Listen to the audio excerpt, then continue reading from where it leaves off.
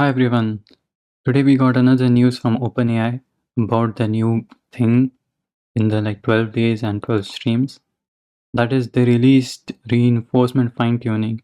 Yesterday, when we got ChatGPT Pro, a lot of people lost a lot of money. And we thought that we have to spend a lot of money to actually get the best model. But that is not really true. So we have the O1 model and the O1 mini model.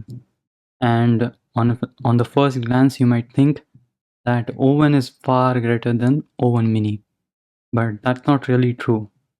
Actually, I thought the same thing because OpenAI never mentioned the O1 mini model in those charts that we discussed yesterday.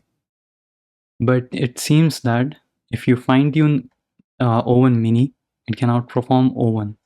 So these are the charts, or this is the table from OpenAI where they fine tuned O1 mini on a specific task and it outperformed the O1 model.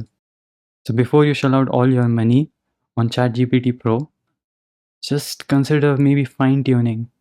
But if you decide to do that, you're out of luck because this feature is not really available for the public. It's going to be released next year.